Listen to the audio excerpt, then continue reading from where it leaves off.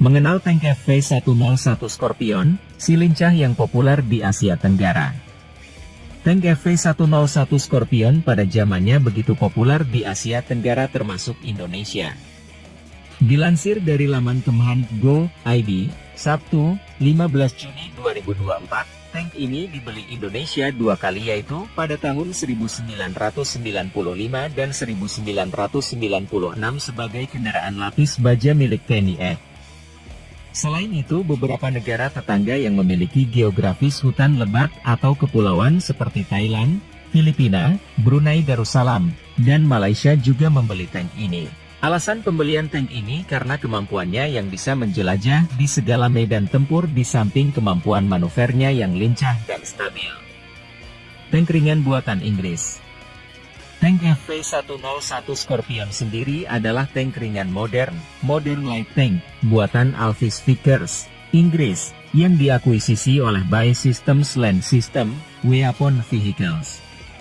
Scorpion merupakan salah satu jenis tank ringan dari jenis Combat Vehicle Reconnaissance Tracked, CVRT, yang berarti kendaraan intai tempur beroda rantai. Militer Inggris sendiri menggunakan tank ini pada tahun 1973 sampai dengan 1994. Lebih dari 3.000 buah tank jenis ini diproduksi beserta variannya. Terbuat dari bahan utama aluminium dan dipersenjatai dengan senjata meriam 76 mm. Model awal menggunakan mesin bensin Jaguar 4 2 liter dan dapat berjalan dengan kecepatan 76 km per jam. Jenis terakhir menggunakan mesin diesel. Tank Scorpion termasuk dalam kelas light tank.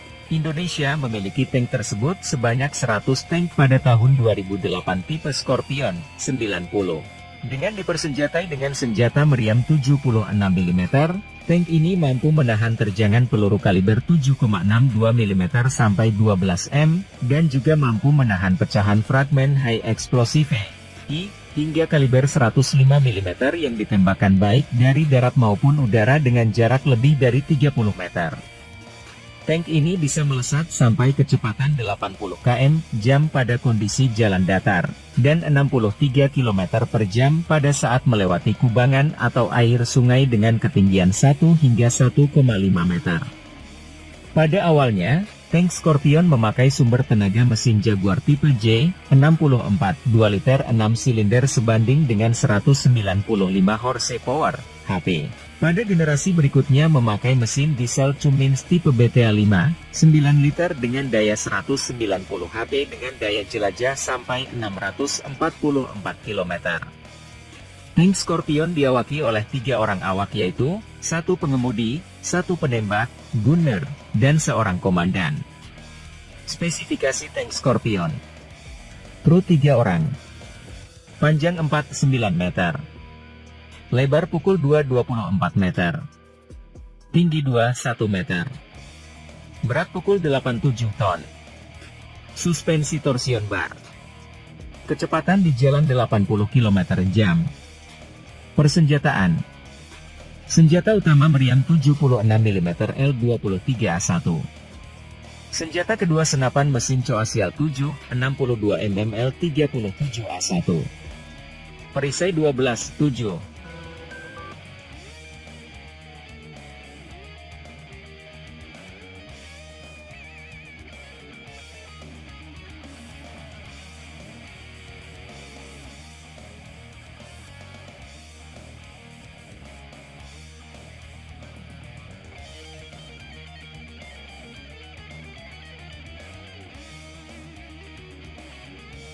Prancis juluki Indonesia raksasa tak terlihat karena satukan negara besar seperti Cina sampai India. Indonesia punya politik luar negeri bebas aktif. Bebas aktif berarti Indonesia mau berkawan dengan negara manapun di dunia. Dengan semakin pentingnya peran Indonesia dalam urusan regional dan global, pemahaman yang jelas tentang kebijakan AS membantu mendorong kolaborasi dan memerangi misinformasi. Amerika Serikat mengupayakan Indo-Pasifik yang bebas dan terbuka, yang terhubung, sejahtera, aman, dan tangguh, di mana pemerintah dapat membuat pilihan mereka sendiri dan wilayah bersama diatur secara sah. Jelas kedutaan besar AS di Indonesia. AS melandasi hubungan diplomatiknya dengan Indonesia di bidang pertahanan dan keamanan. Di bidang pertahanan, AS ingin turut serta memperkuat pertahanan Indonesia. Salah satunya dengan penjualan F-15 Eagle II. Sebelumnya pemerintah Indonesia ingin membeli 36 unit F-15 Eagle II.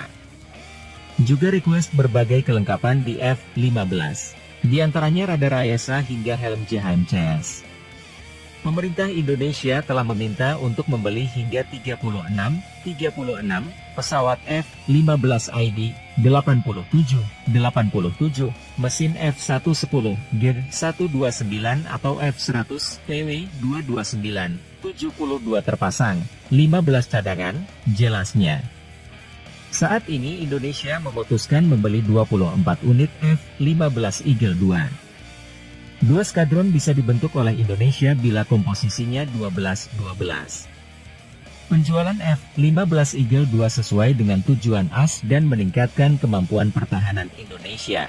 Penjualan yang diusulkan ini akan meningkatkan kemampuan Indonesia dalam menghadapi ancaman saat ini dan masa depan dengan memungkinkan Indonesia meningkatkan cakupan pencegahan dan pertahanan udara di wilayah udara dan maritim yang sangat kompleks. Indonesia tidak akan kesulitan menyerap pesawat dan peralatan tersebut ke dalam angkatan bersenjatanya, jelasnya. Bahkan media Prancis, Revue Conflits menyebut Indonesia sebagai raksasa yang tak terlihat. Indonesia, raksasa yang tak terlihat, jelas judul artikel dari Revue Conflits pada 21 Agustus 2023. Menurut media berbahasa Prancis itu, Indonesia bisa menyatukan negara-negara kuat di dunia dalam konferensi Asia Afrika di Bandung sehingga dijuluki raksasa tak terlihat. Bersama India, negara ini menjadi pemimpin gerakan non-blok, konferensi Bandung 1955, mempertemukan para founding fathers seperti Nehru, Nasser, Tito, Zhou Enlai dan Nkrumah bersama Soekarno, inilah masa kejayaannya, jelasnya. Indonesia menjadi negara yang sebetulnya diperhitungkan di kancah dunia.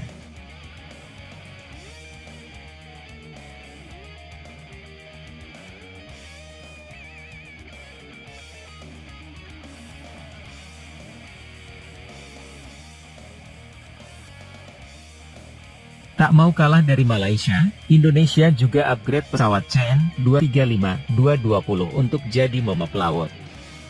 Setelah Malaysia melakukan upgrade 3 pesawat CN-235-220 mereka, Indonesia juga akan mengupgrade 3 jenis pesawat yang sama untuk menjadi momok laut. CN-235-220 merupakan pesawat buatan PT Dirgantara Indonesia, PTDI, di Bandung yang telah terbukti tangguh untuk melakukan berbagai misi khusus seperti Search and Rescue, SAR, Kontrol Zona Ekonomi Eksklusif, Z, pencegahan dan pengontrolan pencemaran laut. Selain itu, CN-235-200 juga mampu dioperasikan dalam pengawasan dan keamanan laut serta anti-surface warfare, ASU. Malaysia memiliki 3 CN-235-220 buatan Indonesia itu yang baru saja selesai diupgrade. Jika sebelumnya CN-235-220 Malaysia hanya dipakai sebagai pesawat angkut, kemudian diupgrade oleh Integrated Surveillance and Defense, ISD, Inc., yang berpusat di Wilsonville, Oregon, Amerika Serikat menjadi varian Maritime Surveillance Aircraft, MSA. Artinya, CN-235-220 Malaysia akan lebih berfungsi sebagai penjaga perairan. Ketiga pesawat Malaysia yang sudah di-upgrade tersebut sudah diserahkan Amerika Serikat kepada Malaysia di Pangkalan Udara Subang, 27 Juni 2024. Indonesia tak mau kalah meningkatkan kemampuan 3 pesawatnya, 2 pesawat CN-235-220 dan 1 pesawat King Air 350i. Jika CN-235-220 merupakan pesawat buatan Indonesia, sedangkan King Air 350i buatan Beechcraft, Amerika Serikat. Indonesia akan bekerja sama dengan Naval Air Warfare Center Aircraft Division, NAUCAS, yang berbasis di Oregon, Amerika Serikat. Dalam kerjasama itu, NAUCAS akan meningkatkan kemampuan pesawat dalam operasi penjagaan laut. Dua Chen 235-220 Indonesia akan dinaikkan kemampuan radar penjagaan, elektro-optical atau sensor inframerah, sistem identifikasi pesawat otomatis, AIS, sistem manajemen misi, MMS, dan komunikasi tautan data yang canggih. Hal sama juga dilakukan kepada satu pesawat King Air 350i milik Indonesia. Ketiga pesawat itu nantinya akan menjadi penjaga pantai andalan yang diharapkan menjadi momok laut buat kapal-kapal lawan. Militarileak.com menyebutkan, kontrak Nauchat dengan Indonesia itu berdurasi 24 bulan atau 2 tahun. Sehingga, pada 2026 diharapkan ketiga pesawat tersebut sudah memiliki kemampuan lebih canggih untuk menjaga laut Indonesia. Khusus pesawat King Air 350i, selama ini dikenal sebagai pesawat kalibrasi dan identik dengan pesawat charter para pebisnis. Pesawat ini memiliki panjang 14,2 meter dan digerakkan oleh dua mesin turboprop Pratt & Whitney PT6A-60A.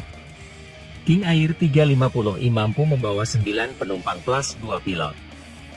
Sementara CN 235-220 selama ini sudah terbukti andal untuk misi SAR maupun pengawasan laut. Menurut situs resmi PT FI, dari pengalaman sebelumnya, CN 235-220 MPA dengan kemampuan penuh dapat bertahan lebih dari 11 jam, sementara time on station di radius 200 nm lebih dari 9 jam. Berbagai upgrade yang dilakukan Nauchat tentu akan membuat CN 235-220 lebih andal dan canggih lagi.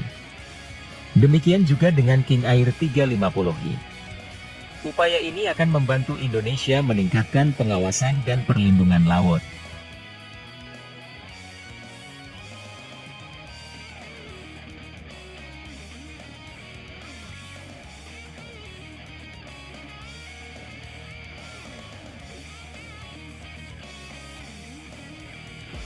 Brasil bisa tumbangkan dua raksasa pasar sampai bikin rugi bandar jika Indonesia mau beli C-30 Millennium Embraer. Indonesia diam-diam menjadi negara yang diincar Brasil dengan pesawat angkut C-390 Millennium buatan Embraer. Meski di Indonesia namanya tak sekondang C-130 Hercules ataupun A400M Atlas Airbus, namun C-390 Millennium Embraer Brasil rupanya memiliki kemampuan yang tak sembarangan. Walau C-130 Hercules, Airbus A400M dan A330 MRTT sudah Indonesia lirik duluan, siapa sangka C-390 Millennium Embraer Brasil ternyata masih berpotensi dapat celah penjualan. Dari Avions Legendaires edisi 11 Maret 2024, media Prancis menuding Embraer Brasil berusaha mencuri kontrak C-130J Super Hercules dari 3 negara ASEAN, salah satunya Indonesia. Akankah dia tetap mencuri kontrak dari Lockheed Martin dan Super Hercules C-130J J-30 miliknya? Hal inilah yang nampaknya akan muncul pada produsen pesawat Brasil Embraer dan jet taktis C-390 Millennium miliknya. Dan kini menargetkan 3 negara Asia, Indonesia, Malaysia, dan Vietnam. Di mana pelahap Amerika Selatan ini akan berhenti, jelas media Prancis tersebut. Celah pesanan buat pesawat angkut Brasil muncul kala Indonesia berusaha mencari pengganti C-130 Hercules baik versi Bravo maupun L-100. Dengan pemesanan 5 C-130J, 30 Super Hercules, dan 2 Airbus Defense A400M Atlas untuk Indonesia dan 4 lainnya untuk Malaysia. Kita kemudian dapat bertanya pada diri sendiri apakah pendekatan Brasil ini benar-benar masuk akal? Kami tidak tahu itu. Di sisi lain, ya, tidak dapat disangkal dan justru itulah yang memberinya karakter tertentu. Karena menghadapi dua raksasa pasar ini saat Anda masih jempol kecil sungguh beresiko. Pabrikan pesawat Amerika dan Eropa mungkin akan menerima dampak buruk jika C-390 Millennium segera dipesan oleh kedua negara ini karena hal ini akan merugikan mesin yang telah mereka jual kepada mereka, jelas Avions Legendaires. Pemerintah Indonesia sendiri melalui Kementerian Pertahanan RI pada 2019 silam resmi membeli 5 unit C-130J Super Hercules dari Lockheed Martin untuk TNI AU. 5 pesawat C-130J Super Hercules buat TNI AU dijadwalkan tiba secara bertahap di tanah air pada 2023 sampai dengan awal 2024. Berkat pembelian 5 unit pesawat ini, Indonesia jadi negara ASEAN pertama yang operasikan C-130J Super Hercules. Tak cukup cuma memborong 5 C-130J Super Hercules, Indonesia rupanya juga memborong pesawat angkut lain dari Airbus yakni A400M dan helikopter H225M. Embraer berhasil makin mengepakkan sayap pemasaran C-390 Millennium ke Asia Tenggara usai mendapat pesanan dari Korea Selatan. Dikutip dari Defense News edisi 24 Februari 2024, Administrasi Program Akuisisi Pertahanan, DAPA, Korea Selatan memilih C-390 pada bulan Desember 2023 di bawah program Large Transport Tactical Aircraft 2 senilai $544 juta. Meskipun pesawat kargo buatan Brasil ini telah mendapatkan keuntungan dari negara-negara Eropa dan Timur Tengah pada tahun 2023, pesanan tersebut merupakan yang pertama bagi perusahaan tersebut di Asia. Setelah sukses melakukan penawaran di Korea Selatan, perusahaan kedirgantaraan Brasil, Embraer, mengantisipasi permintaan pasar yang tinggi di Asia untuk pesawat angkut taktis C-390 Millennium miliknya.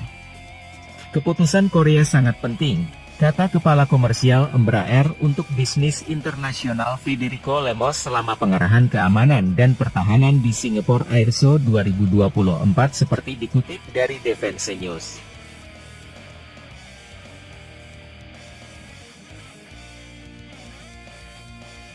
India selangkah lagi bakal terlibat dalam produksi S-400 bareng Rusia lengkap dengan benefit berikut ini. Sistem pertahanan udara S-400 terus menunjukkan kemajuannya di pasar internasional. India selangkah lagi bakal menyepakati kerja sama Rusia sebagai negara produsen S-400 untuk ikut terlibat dalam proses produksi. Bahkan tidak hanya produksi S-400, Rusia juga turut memberikan sejumlah benefit bagi India jika bersedia untuk bekerja sama. Dari laman Bulgarian Military melalui artikel berjudul India Inching Closer to Production and Service of S-400, SA-21, yang terbit pada Sabtu, 29 Juni 2024. Rencana produksi bersama S-400 oleh India dan Rusia ini akan dilaksanakan melalui sebuah joint venture antara perusahaan lokal dengan Almas Ante. Tujuannya agar penggunaan sistem pertahanan udara ini oleh New Delhi dapat berjalan lebih optimal. Pembicaraan perusahaan lokal dengan Almas Ante yang sedang berlangsung akan segera memasuki tahap akhir. Jika kerjasama ini berhasil disepakati, kedua perusahaan akan bahu-membahu dalam memasok komponen pendukungnya. Tak hanya itu, kedua negara bahkan sudah membahas rencana pembuatan spare part S-400 di India. Ya, kita berbicara tentang pembuatan suku cadang di India, kata Sergei Chemezov mewakili Rostec dikutip dari laman Bulgarian Military pada Sabtu, 29 Juni 2024. Perlu diketahui bahwa sebelum adanya rencana kerja sama produksi S-400, Rusia sudah terlebih dahulu menjual lisensi 2 produk alutsistanya untuk diproduksi di India. Antara lain jet tempur Su-30 dan tank T-90. Tak hanya itu, kedua negara saat ini juga berkolaborasi dalam pembuatan rudal BrahMos yang berhasil diekspor ke Filipina. Keinginan India untuk membeli S-400 sudah ada sejak 2015 silam. Karena itulah, negeri anak benua tersebut langsung bergegas menyelesaikan kontrak pembelian senilai $5,43 miliar AS saat menerima kunjungan Presiden Rusia Vladimir Putin tahun 2023 lalu. Dalam perjalanannya, pembelian S-400 oleh India sempat mendapat pertentangan dari Amerika Serikat. Negeri Paman Sam bahkan sempat mengancam akan menjatuhkan sanksi berdasarkan regulasi Tecountering America's Adversaries Sanctions Act, CAATSA. Namun faktanya sampai sekarang, hal itu tidak pernah terjadi. Bahkan Washington terkesan membiarkan ketika New Delhi justru membantu mengekspor BrahMos ke Filipina. Di sisi lain, keinginan India untuk menjalin kerja sama produksi S-400 dengan Rusia juga memiliki alasan tersendiri. Melansir laman The Defense Post dalam artikel berjudul, Rusia delays S-400 Air Defense System Delivery to India by 2 years, yang terbit pada 21 Maret 2024. Dua skuadron sistem pertahanan udara tersebut dikabarkan bakal tertunda pengirimannya hingga 2026 jika pengadaannya dilakukan dengan skema impor. Padahal Moskow sempat menjanjikan pengiriman 3 skuadron pertama pada tahun 2023 lalu. Kemudian sisanya menyusul pada tahun ini sesuai dengan kesepakatan. Karena itulah India berinisiatif untuk memperoleh lisensi atau menjalin kerja sama produksi agar pengadaannya bisa sedikit dipercepat. Apalagi Rusia sudah menawarkan benefit bahwa proses produksi disertai dengan pengadaan spare part. 4 fakta di balik PT Pindad dan PT SSC teken MOU dengan korporasi asing untuk artileri dan kendaraan taktis. Pameran Pertahanan dan Keamanan Global Eurosatory 2024 di Paris, Prancis, baru saja usai, meninggalkan jejak gemilang bagi dua industri pertahanan Indonesia. Berikut adalah 4 fakta di balik penandatanganan MOU antara PT Pindad serta PT SSC dengan KNDS dan Texelis. 1. PT Pindad tingkatkan kemampuan artileri dengan KNDS. PT Pindad, BUMN strategis di bidang pertahanan dan keamanan, menjalin kerjasama dengan KMW, Nexter Defense System, KNDS. MOU ini berfokus pada 2 sistem artileri canggih, munisi kaliber besar, MKB, Caesar 155 mm Self-Propelled Artillery System. Sistem artileri gerak mandiri ini terkenal dengan mobilitas, akurasi, dan daya hancurnya yang tinggi. Peningkatan kemampuan artileri darat Indonesia menjadi semakin mumpuni. 105 mm Towed Artillery System. Sistem artileri tarik ini melengkapi kemampuan artileri Indonesia dengan opsi yang lebih fleksibel dan kokoh. 2. PT SSC berkolaborasi dengan Texelis untuk kembangkan platform kendaraan taktis. PT Sentra Surya Eka Jaya, PT SSC, perusahaan swasta yang bergerak di bidang manufaktur pertahanan, menggandeng Texelis untuk pengembangan bersama platform kendaraan taktis 4x4, 6x6, dan 8x8. Kerjasama ini diharapkan menghasilkan kendaraan taktis yang gesit dan lincah, mampu menjelajahi medan off-road dengan gesit dan lincah, mendukung mobilitas pasukan di berbagai medan. Berbagai varian platform, opsi 4x4, 6x6, dan 8x8 memungkinkan adaptasi untuk berbagai kebutuhan operasional, meningkatkan fleksibilitas taktis. 3. Dukungan penuh dari jajaran tertinggi TNI dan industri. Penandatanganan MOU disaksikan oleh para pejabat tinggi, termasuk Wakasat Letjen TNI Tandio Budi R, Dirjen Pophan Kemhan Maijen TNI Piat Budiatto, dan jajaran direksi PT Pindad. Dukungan penuh ini menunjukkan komitmen kuat pemerintah dan industri dalam memajukan kemampuan pertahanan nasional. 4. Eurosatory 2024, bukti nyata kemajuan industri pertahanan Indonesia. Keberhasilan di Eurosatory 2024 menjadi bukti nyata kemajuan industri pertahanan Indonesia. Kerjasama dengan mitra internasional membuka peluang transfer teknologi, peningkatan kualitas produk, dan penguatan daya saing di kancah global. Partisipasi di Eurosatory 2024 menandakan langkah maju yang signifikan bagi industri pertahanan Indonesia. Kerjasama dengan perusahaan ternama dunia membuka jalan bagi pengembangan teknologi pertahanan yang lebih canggih, meningkatkan kemampuan tempur TNI, dan mendukung kedaulatan bangsa.